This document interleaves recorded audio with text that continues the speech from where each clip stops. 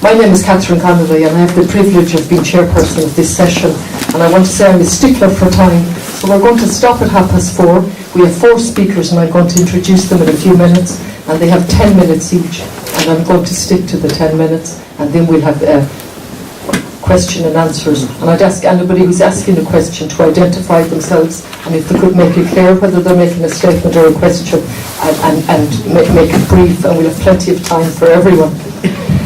I just want to say that it's a privilege to be here. However, I also had a sense of, I don't know what, really language fails me in relation to the male-female gender representation.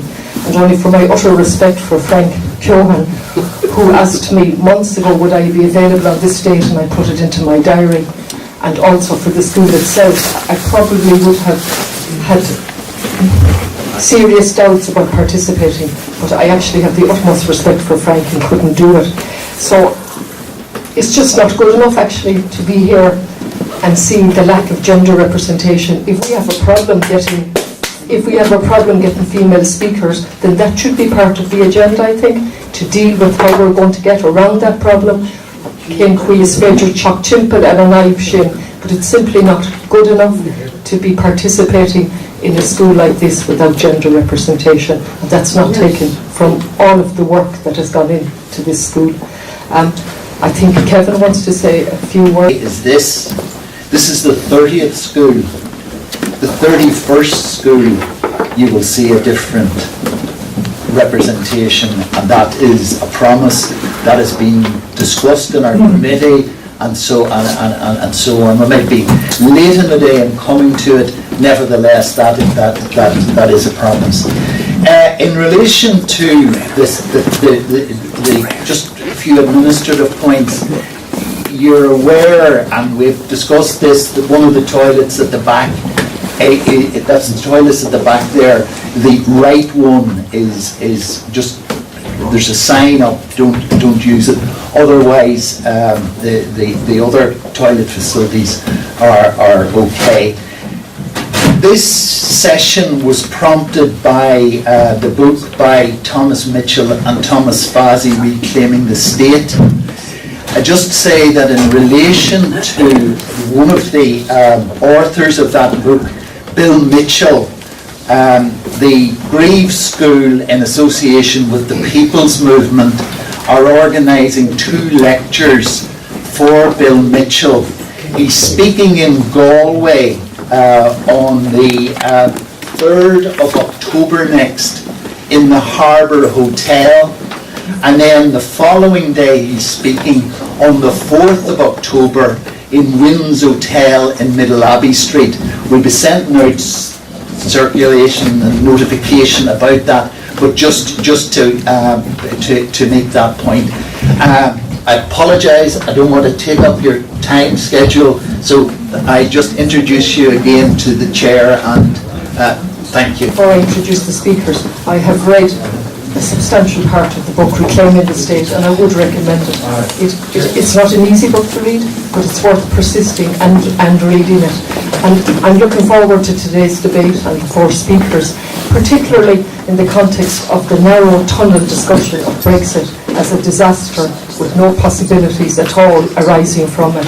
And if we look at today's paper, Sunday Business Post, in the context of Trump in America, and Michael McDowell, who has written some very good articles in the past, I hasten to add, but captures for me the lack of perspective and debate in relation to Brexit and in relation to what has led to Trump being in power in America.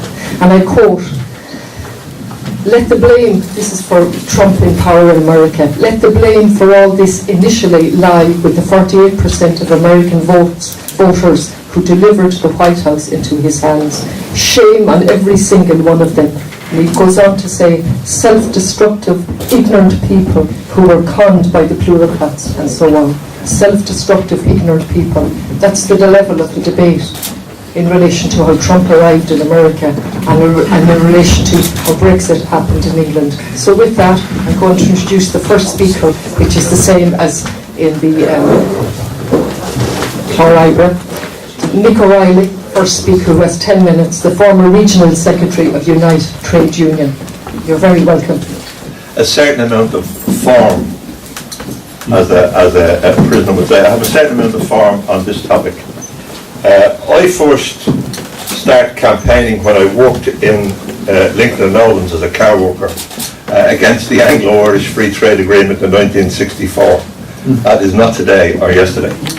And I haven't changed my views that much on the topic. Just a comment on the book. I think Catherine is right. The book is difficult to get through. I've got through 3/4 of it. And I made extensive notes in relation to the situation. And I may say there are things in the book that they didn't deal with, that as somebody who was there at the time, because I lived through the period of the Callaghan government, and I was in Britain for a period of time under the Labour government of Harry Wilson. And I was active in politics at that time. I mean, one of the things they don't address is the question of the way workers were mobilised. Very little discussion now, but I just want to make the point that this book is able to deal with, for me anyway, things that you always had on the tip of your tongue and wanted to say. And really, the left in Europe, and I never thought I'd hear myself saying this, the left in Europe has been utterly, completely, and absolutely destroyed because of its lack of nerve in dealing with this question of the state. Its surrender to the idea that we do not stand by the idea of controlling the national state. Because if we don't control the national state, then the bigger state controls us. There is no other formulation designed by history which gives us control or influence over capital. The only thing that has been invented by humankind so far is the national state. Now, the national state doesn't always do it right. The national state can do all kinds of things. You can elect all kinds of right-wing governments in a national state. But what the national state does do is it gives you a choice. And that choice matters because you can do different things with it. Democracy is about continuously transforming the situation and learning about the mistakes that you make and rectifying the mistakes that you make. But if you haven't got it, if it doesn't exist, if it's all controlled by foreign groups, then you can't hold them to accountability. And that's largely what has happened with our entry into the European Union, because it has been transformed from what it originally was, which was a trading relationship, into a huge political project. I came across a reading when I was looking at this. I came across a quotation, and I think it's a very interesting quotation. It's a quotation from a German philosopher, Immanuel Kant, and he talks about what states are. And he says, no independent existing state, whether large or small, may be acquired by another state by inheritance, exchange, purpose, or gift. For a state, unlike the ground on which it is based, is not a possession. It is a society of people which no one other than itself can command or dispose of. It is not like a tree, it has roots, and it cannot be grafted onto another state, or it will fail. Now, I think that's what's happened in Europe. The idea of grafting all these states together has not worked. And this is, of course, not an economic project. It is a political project. It's based on the idea of the collapse of the empires which existed in Europe before the Second World War, and what happened to them afterwards. And it's interesting because the European Union in its origins is actually an American idea. It's not a European idea. It's an American idea. It was pushed forward by the Americans to stop the march of the left in Europe. Because in Europe in 1945, the left were hugely strong. They were strong as a result of what the Soviet Union had done.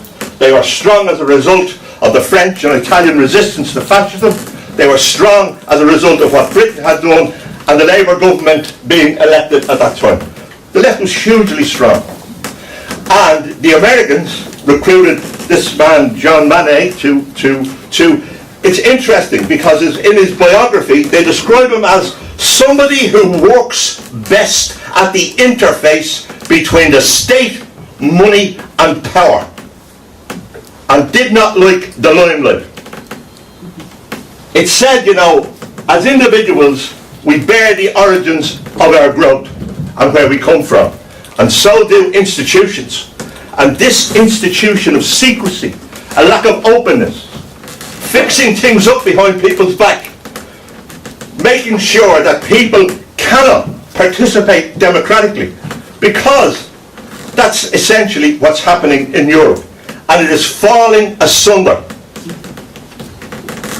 Chomsky says, in relation to the big war against globalization, which is the same thing in a sense as the war against Europe, he says, it doesn't matter whether it's attacked by the right or the left. It's better if it's attacked by the left. But the important thing is that it is attacked and that it is held to account. And that's, I think, what we have to hold on to. Now, there are tactical things to be considered in the way that we do this. We have to accept the fact that this so-called empire that they're building in Europe has a certain amount of legitimacy in our country, because our people have voted in a whole series of referendums to endorse it. We have to accept that fact. We have to accept the fact that the euro was popular when it was brought in. We have to accept the fact that Keynesianism, which is abolished now in Europe by law and statute and in our constitution, is abolished because you couldn't elect Obama with his program in Ireland. It would be a no-go area because Europe wouldn't allow it. Europe insists on competition. What's the bread and butter of our politics? The bread and butter of our politics is the degree to which the state becomes involved in things. But that can't happen in Europe, because Europe was constructed to stop the march of socialism and social advance. That's what it was constructed to do. And guess what? If you construct something to do that, guess what happens? It doesn't. There's nothing secret about it. Right? So, therefore, from our perspective, we have to have a dialogue about how we begin to inform our people of the dangers of what we're in, of how we get out of it, of what allies we can have to bring that about, of winning trade unions and civil society, and above all, to have the nerve to say that we believe and are not afraid of the idea of an independent, sovereign republic controlled by our people and subservient to no one. Now, of course, we have to navigate our way through all these difficulties in the world. Many difficulties we have to face. But my view is I'd rather face them with some control in the hands of the Irish people than make a leap of faith in some group of European ministers or bankers looking after us. And I say that what the left has to do is to begin a dialogue on the principle of how we do this, not whether we should do it. We leave questions till the end, but you stayed well within your time. I was going to mail him Malcolm. And Donald Cantor is Owen O'Brien, Sinn Féin TD for Dublin with Midwest, author of Sinn Féin and the Politics of Left Republicanism, published by Pluto Press in 2000. Fully endorsing the remarks Catherine made at the start in relation to gender balance. When Frank sent me the invitation to speak a couple of months ago, I expressed a concern at that stage that to have a panel with no women speakers was really a problem, particularly at a progressive conference, and a conference that in previous years has had some really, really strong panels and strong women speakers. When I got the final programme, and I saw that only one of the 10 principal speakers throughout the entire 2 days was a woman. I was kind of more concerned, and I share Catherine's views completely. This is a really important school. I think I've spoken 4 or 5 times in recent years, and it's a school I think has a lot to give. So I fully welcome the commitment that next year that issue will be addressed, because lots of us criticise others for their failure to address gender equality, whether in politics or in platforms, and I think we need to judge ourselves by the same standards. Look, I'm going to try and be as brief, if not a little bit briefer than Mick, because really I think it's the debate that's the more important part of today's session. So I just want to throw out some thoughts. I've been a big fan of Thomas Fazzی's work, both since his last book, The Battle for Europe, as well as this co-authored book with Mitchell, which was published earlier this year. And in some senses the reason I like it isn't because it tells us anything new. It just says things that many of us have been arguing for decades. That idea that progressive voices in Ireland, in the Basque Country, indeed in part of the Eurozone periphery as well as Scandinavia on the radical left, have been making about the state for 30 years. That the nation state is a crucial arena for progressive politics. It's a crucial terrain for us, not only to argue against a lot of the negative social economic politics that we've had to put up with the last 30 years, but also to engage people, communities and citizens in popular political struggle and political debate. And in that sense, I suppose, what's interesting about his book isn't that it's telling us something new, but that finally what we're beginning to see is some of the metropolitan left, whether it's in Britain or Italy or elsewhere, actually beginning to accept that the arguments many of us who would have been traditionally seen on the periphery, certainly of the power centres of the European Union, have been arguing for a long time. And I think that's a healthy thing and something I fully endorse. And I have no arguments with almost the entire critique of the book, not just in terms of the nature of the European Union, but also of the failure of social democracy to understand the extent to which its buy-in to Jacques Delors' social Europe was of course a false trajectory, and one that was never going to deliver on the kinds of promises that it made. And of course, as I think the blurb on the pamphlet makes, or today's debate makes very clear, one of the reasons why in the European Union core we're seeing the rise of the far right and xenophobic right, something we're not seeing to the same extent in parts of the periphery, is because the broad left and the social democratic left became so bought into that technocratic and neoliberal project that the space in terms of alternatives for working class, migrant and lower middle class communities was left open. And of course, who's been filling that but the far right? And that's something we need to reflect on ourselves in terms of our alternatives. But really, I suppose the reason why we've been asked to discuss this book today isn't because of all of that, because I think most of the people in this room, certainly those of you that I know, would broadly agree with Fazzí and Mitchell's analysis. It's really about the recommendations at the end of the book, and the recommendations are in 2 parts. The first is the left has to reclaim the nation state and reinvigorate the nation state as a terrain of political struggle and social economic alternatives. And the second is, their argument is, in order to do that, you have to advocate an exit from the European Union. I fully endorse the first part of their proposition, and I'm against the second part, and I want to outline 3 reasons why. The first is, a lot more can actually be done within the existing fiscal rules and treaty frameworks of the European Union. And that's not a defence of those rules or those treaties. I, like many people in this room, campaigned against both. But sometimes it worries me when I hear the left saying certain things can't be done within the rules, when in fact they can. And by saying that they can't be done, it lets the right, particularly the right of Fianna Fáil and Fine Gael, off the hook, because they can say, well, look, there's nothing we can do, the rules prevent us from doing so. If you look at what Fine Gael has been doing with the fiscal rules over the last number of years, first of all, they're applying a much more stringent application of those rules, which they don't have to. That's a choice that they're making. But also, they're combining a stringent application of the rules with foolish policies like putting money, for example, as they're proposing, into a rainy day fund, or tax breaks, the overwhelming majority of the benefit of which go to higher earners. So, for example, I heard a commentator on TV during the week saying you can't tackle the housing crisis because of the EU fiscal rules. Folks, that's just not true. You can double capital investment tomorrow in social and affordable housing to start making a real dent in tackling housing need within the existing fiscal rules, without even raising any additional taxes.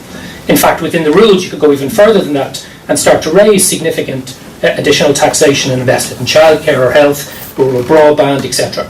So that there are opportunities which the left needs to be constantly highlighting. And again, it's not a defence of the rules, it's not an advocacy of them, but it's to say these things are possible and possible now, and we need to be articulating those. And the same, for example, with workers' rights. Much of the erosion of workers' rights, or the non-existence of them in this state, has to do with domestic decisions rather than policy directives at the EU level.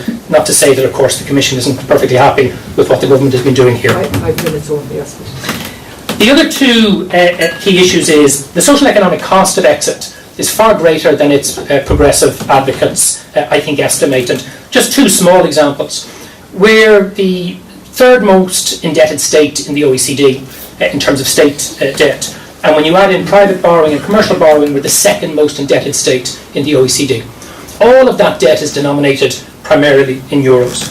So if you leave the European Union and you leave the euro, and again, I'm not a great fan of it, but now that we're in it, we have to accept some certain realities, then your currency, your new punt, will be devalued. Nobody can say by how much, but let's say at a conservative estimate it's a 10% devaluation or 20%. That means then that the cost of that debt for the state, for businesses and for families increased by 10 or 20%. And either A, you have to make the very difficult choice to default on some or all of that debt with very, very significant consequences for the economy, or you accept the additional liabilities that you have to pay that debt down, again with very significant consequences. And in both scenarios, folks, we're talking about a re-entry into a significant recession, the length of which or the depth of which we don't know, but who will pay the price of that decision? It'll be working people. It'll be pensioners dependent on social welfare and those out of work. And I have yet to hear a credible case by any progressive economist in this country as to how you deal with that central problem. We're not the UK. We have a small, we have a highly liberalised service sector and agri-food dependent economy. And therefore the impact of that kind of a decision is fundamentally different from what's happening across the water today. And I think for those on the left who are advocating exit, those two things are arguments you have to present and have to win if you want people such as myself to take the argument seriously. And then I suppose, finally, the benefits of exit are not as clear as progressive advocates say. It's almost as if you exit yourself from the neoliberal stranglehold of the treaty provisions and fiscal rules and institutional practice of the European Union, there's some non-neoliberal space outside of that in which you can operate. And of course that's not the case. If we have our own currency back, and I'm open to the argument, does that really mean we'll have control of interest rates? Or will we be at the mercy of the international markets and indeed of speculative currency attacks by private sector interests, as we had been when we had the punt? So I think there are real issues there and elsewhere that we need to take into account. So I suppose to conclude, I don't think the case has been made coherently by the left for exit. And my alternative, and it's an imperfect alternative, I'm not naive to think it's an easy one, is the argument of radical reform within the European Union itself. To do that, the first thing we need to do is we need to win control of the state here.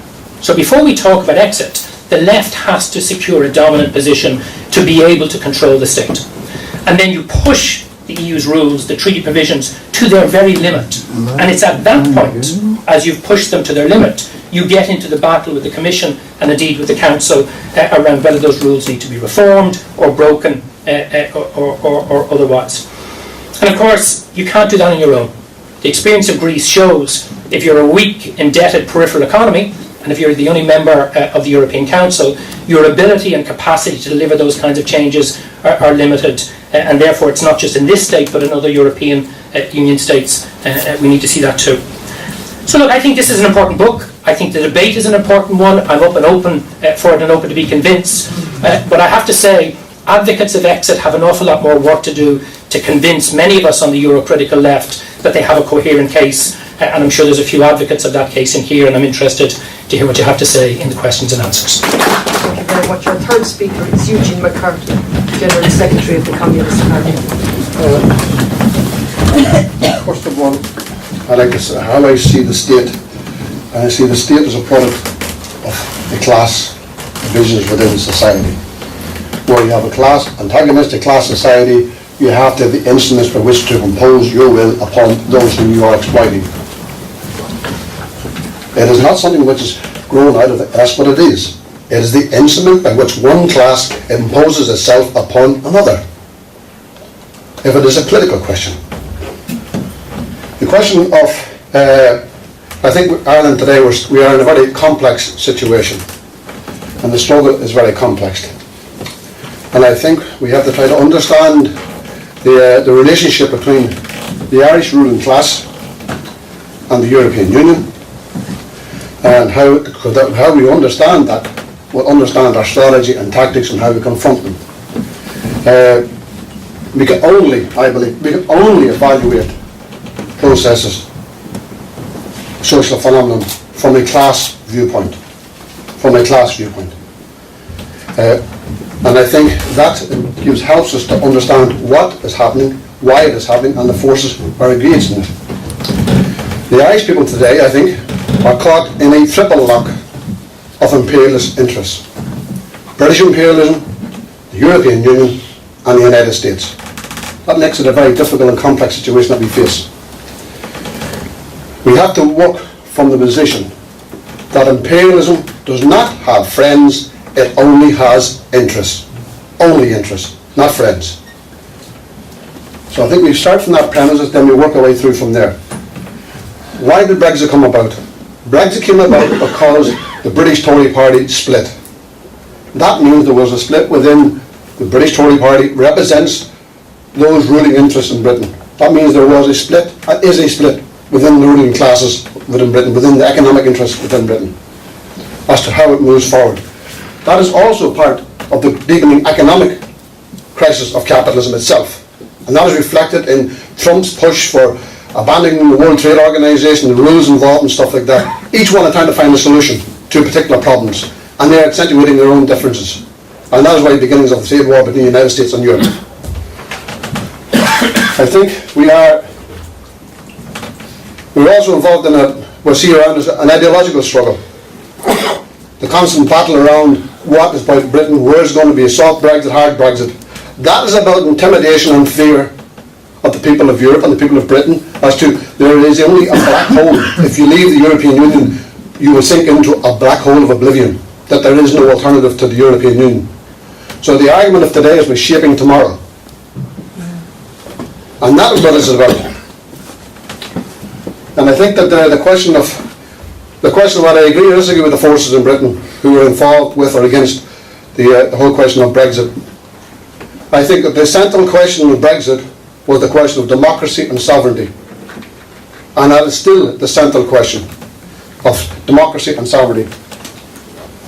The Irish state is pretending that it is a player on the European stage. I greatly disbelieve that. I do not believe that they are players of any shape or form in the thing. What happens in Brexit will be decided in London and in Berlin. London and Berlin will decide what is that, because they will decide what is the interest of European imperialism, not the people sitting in the dock. The question of a soft border or a hard border will be decided if it's in the interest of imperialism or not, what the extent that border is, or not. And it is not for the first time that our people have been pawns in the imperial chess game. It has not been the first time, and it will not be the last time, because the forces who are supposed to be representing Irish democracy are themselves part of the problem. Part of the problem.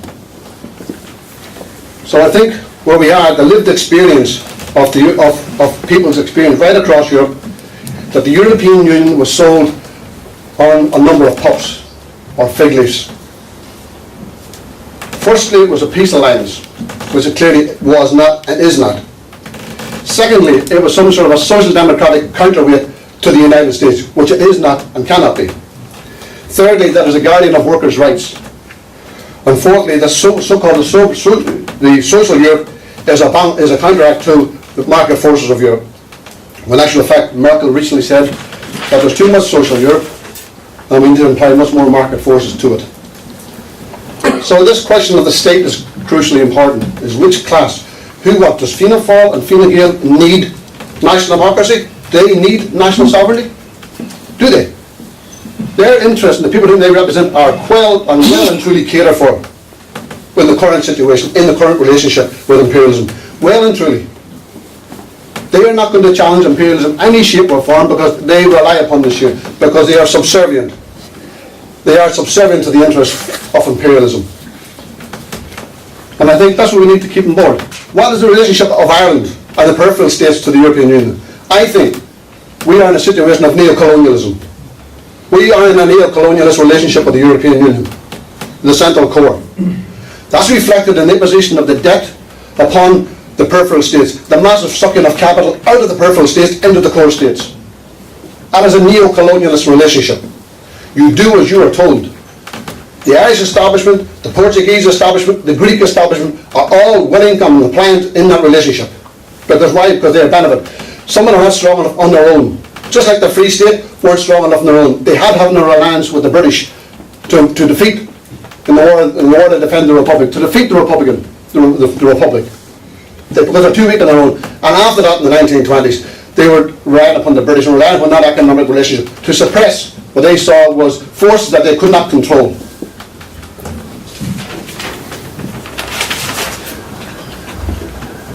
I think to say go back to this concept, because I believe if you believe or understand it in the context of neo-colonialism, then that impacts upon what is your relationship, what is the alliances you want to build, what forces you think you can draw into struggle. But struggle, because people, I think sometimes the left say that somehow or another you move from a society of barbarism to a more socially just society in some sort of peaceful transition. So the forces that are engaged in barbarism are suddenly going to see the light of day and change? I don't think so. I don't think so. I think also the call upon Fianna Fáil or Fine Gael to do anything would be wrong. I think we need a radical government which will advance the question of Irish democracy and sovereignty and the process of defending the people. Just as I say we should have repudiated the debt, because it was not our debt. It was the debt of the bankers, the speculators. But who paid the price?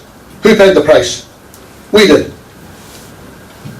What we needed was a government to defend our interests. And we had the illusions of the left saying austerity isn't working. Austerity worked for what it was designed to work. It was about moving and change and lifting wealth from the people to the rich and elite and to the international financial institutions. It worked splendidly. It worked splendidly. And this whole talk about the housing question, about social and affordable. What does that mean, social and affordable? Not only you confine the low paid and the poor to the ghetto of social housing. Affordable. Who defines what is affordable? The speculators and the builders.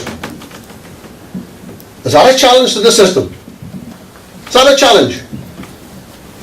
Surely the concept of universal public housing, where anybody who wanted a house and needed a house could avail of it, regardless of what their income was. That's a fundamental challenge against the whole concept of the financialisation of housing, of shelter. You get shelter if you can afford to pay for it. If you can't afford to pay for it, you don't get it. And you stand in the queue and you go into the ghetto. This is not radical politics.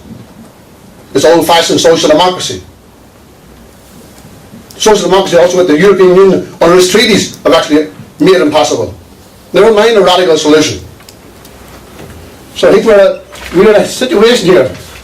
We have to abandon the illusions that what's happened, how Ireland has been dragged deeper and deeper into the European Union was the cause of miscalculations by the Irish establishment, or confusion, or because they were corrupt. The Irish establishment reflect the economic forces within Irish society. The economic forces wanted to join and go into the European Union and to go deeper into the European Union. So I don't think there's any salvage in those forces. Any salvage. I think we're back to our Tone, Jimmy Hope, the Fenian Proclamation, James Connolly. The rich will always betray the poor. We have to start building a radical alternative, an anti-imperialist alternative that will fundamentally strengthen the hand of labour and weaken and shackle the hand of capital. So without that, the European Union has prioritised the power of capital and the strangulation of labour. As if we want to bring about a change, we have to reverse that. We have to have a government which will strengthen the hand of labour, control the power of capital, put fiscal and economic policy in the hands of the people. That capital will be owned by the people who produce it, and all capital derives from the people, the labour of the people. Therefore, the people must control and how to determine it. So I think that's what we are about. We need for a radical government, a radical movement of the people. The change is only brought about by the conscious actions of a conscious people. If people are not conscious, then they're led. And the water movement showed that when people were consciously motivated and activated, they pushed the government back, they pushed the state back, and they pushed the European Union back. But when into the morass of the Dáil, we lost it. We lost it. So I think that the lesson from that is, it is when people are mobilised around specific issues, own self-interest, then real change is possible. Thank you. Is a Contour Journal now Jerry Carl agus hastal sé ó bhéim first new kind of Evelyn. So a special welcome to our last speaker Jerry Carroll, who travelled from West Belfast today. And he's the People Before Profit representative on the Northern Ireland Assembly for West Belfast. Yeah, I think Eugene kind of touched upon where I wanted to start. I think essentially what's happening now is a fundamental struggle, debate, throwing toys out of the pram, whatever you want to call it, between two major imperial blocs. On the one hand, we'll have the British imperial state, and whilst it's declined in influence and power, it's still very strong and a major imperial force in the world. On the other side, we have the EU and the imperial project of the European Union. People in this room won't need me to tell them what that project is, the imperial aspect of it. We saw PESCO, and we saw the drive for a EU army as such, and forcing Ireland and other nations to pay into that. And I think the role of the left to take on the question of the meeting is not to fall behind or fall into any of these camps. Not to see one camp as better or more progressive than the other. Because at the end of the day, fundamentally, these two camps have the same interest, the same fundamental rules, and that is, in short, to protect the rich and to maintain neoliberalism and capitalism as well. I think it's important as well to say that regardless of what way people voted in the referendum, we need a strategy, and we need to formulate a strategy where basically people who do not wish to see the Ireland shaped or reshaped or further shaped in the interest of the rich and neoliberalism succeed. And say you want about Theresa May and Johnson, Verhofstadt and Juncker, and obviously there's differences over Brexit and whether to remain inside or outside the EU. But at the end of the day, they have the same interests, and that's to protect the power of the rich and the wealthy. And I think it's important to emphasise that at the start. I think also we shouldn't allow the capitalists and the rich to use Brexit and economic uncertainty, as they say, to drive down wages, to attack conditions, and to inflict further pain on our side, the side of the 99% and the working class. And I think there should be no imposition of tariffs and trade blocks and all that kind of stuff should not be allowed to exist. And I think whilst we should resist that and resist that strategy fully, I think there's a simple demand we can put in terms of the question of price increases and all the rest of it is wage increases. If they're intent on increasing prices, which we oppose, we have a simple demand from our side. We want wages to increase to meet that. That's not an argument for increasing prices, by the way, but just in terms of an argument we can counter with. I think they achieve this, and they achieve sort of the demands of the left, demands of socialists. I think it's obvious, but it's worth repeating, that we cannot rely on any wing of the Tories, Brussels, Fianna Fáil or Fine Gael. We have to conduct, I think, an active, militant Labour movement, which goes on the offensive now. And I think one of the shames, really, in the aftermath of the referendum result has been the lack of any major industrial battles across Britain in response to what's happening, but also to set the agenda for an exit on behalf of the majority of society. It's worth re-emphasising that all these sides, Fianna Fáil, Fine Gael, Brussels, Dáil Éireann for the most part, Stormont for the most part for that matter, are committed to protecting corporate profits and maintaining capitalism. We have to forge our own way in this current process. And it's worth also talking about how there's a similarity between the economic agenda, treaties, rules, stipulations, if you will, of the European Union and the Tories. The EU requires public utility companies to open up to competition. Rail, for example, has been one of the central tenets of privatisation and marketisation. Look at England, the disaster of railways in England, where trains are cancelled pretty much every single day. In Germany, you have over 421 private firms, for example, and there's a similarity between the EU and the Tories in that economic agenda. And briefly to mention, the Lisbon Treaty committed member states to have balanced budgets and very low levels of structural deficits. And Italy, for example, is now being forced to cut its debt, which means more public services being cut, more austerity, and the working class, the 99%, will be forced to feel the pain in that. And a further affront to democracy, the draft budget of the Italian government will have to be sent to the EU Commission for approval, something we're familiar with in Dublin, which happened as well. And I think, in short, that gets to the heart of the EU and what the EU project is about. If we want to increase spending in this state, and if we have to do that by getting into debt, to increase or to have a NHS, a properly well-funded NHS across the island to solve the housing crisis, we will come up against the EU. The EU will say this is not possible, this is not allowed, or at the very least they'll say it's not acceptable in their project. And it's worth saying that Syriza, to put it bluntly, buckled. This was a formation of the radical/revolutionary left. And I don't know about you, but I don't have much faith in Leo Varadkar putting up much more of a fight than Syriza did or didn't, depends on your interpretation of it. And for me, neither king nor Kaiser didn't mean dancing to the tune of the EU bureaucrats and letting them set the agenda. So I think it's important to emphasise some of those points.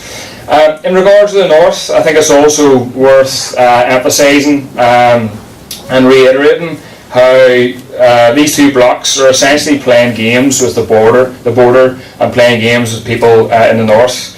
On the one hand, you have the Tories who, nobody in this room will need convincing, but don't give a damn about working class people anywhere, never mind people in the North. They're playing fast and loose with the border. They're not understanding people's fears and not understanding people's opposition and concern about any attempt to beef up the border. And then you hear Boris Johnson's comments that basically it's easy to travel parts of England, and what will be the problem if there's a beefed up border in Ireland then? I mean, really disgraceful and horrible comments from a Tory bigot. And then on the other hand, we'll have Leo Varadkar essentially doing the bidding of the EU bureaucrats by starting a process to employ or announce he will employ at some stage thousands and thousands of border officials to implement checkpoints and to beef up the border, either on the border or in some way close to the Irish Sea. And I think we should have to say, the left has to say loud and clear, not only do we oppose any restrictions on the movement of people or goods in that sense, and not only do we oppose any beefing up of the state apparatus, but we won't accept it, and we will mobilise to tear it down and to resist it. I think that's very, very important. But at the same time, I think we can't let Leo Varadkar off the hook. He's got a veto, he should use it, and he should stand up against any attempts to beef up the border and say he's going to vote against it and use his veto in that process. Now, obviously, Varadkar, Fianna Gael are wedded to the EU project, and that will only be maintained or convinced through struggle, but I think we shouldn't let him off the hook if it's in the Dáil or on the streets, and both are essential. I think also we should recognise how Brexit has caused a crisis, a massive crisis for the British state.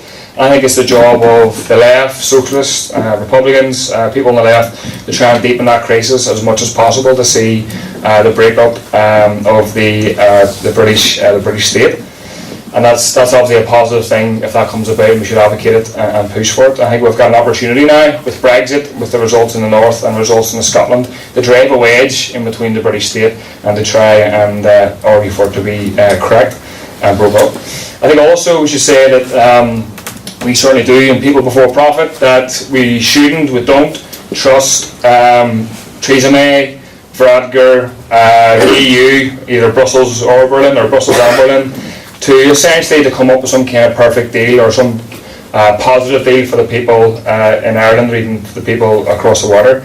And I think it's important that we emphasise that people in the north, I mean, I'm an advocate of dismantling the European Union, but I recognise the majority of people in the north didn't vote that way. I think if we're serious about criticising the lack of democracy in the European Union and serious about being democrats, I think we have to say that people in the north should have a vote on any deal which Theresa May, Varadkar and Brussels negotiate. And it's about extending that idea of democracy, which we often criticise, rightly so, that the European Union has a lack of.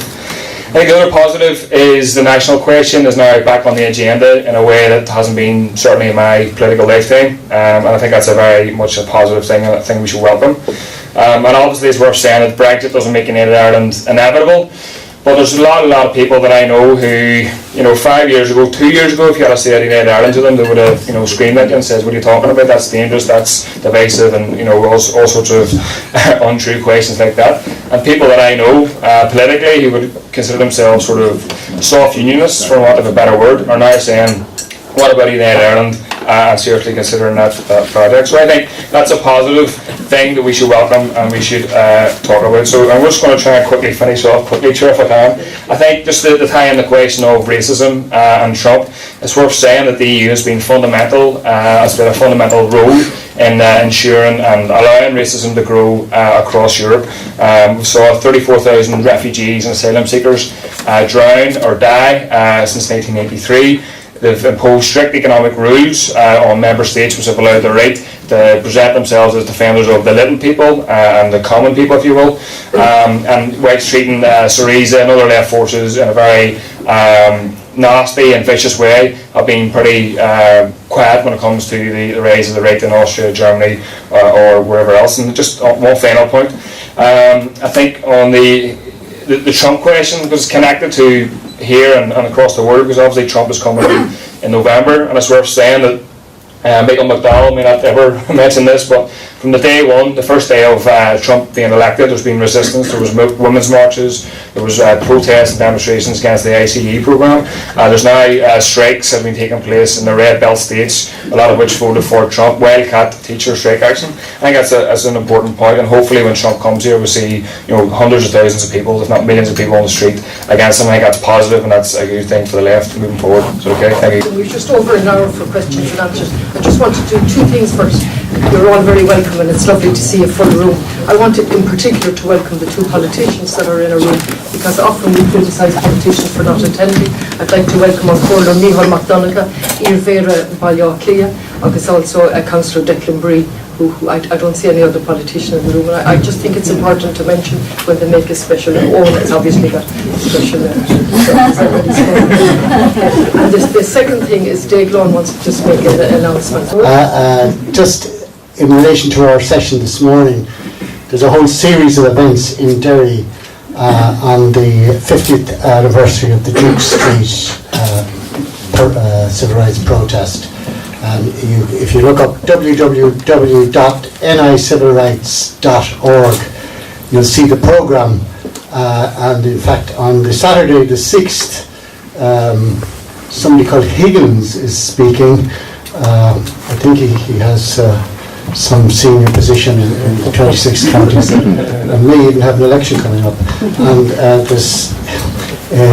if you're still around on the Sunday, Patrick Murphy, who spoke here before, and my husband myself are involved in a panel discussion on media coverage of the civil rights movement. But there's also a Gaelgoers Day, and it's called a festival, so it's a big change. Civil Rights Festival. Did you ever think you'd see those words interlinked?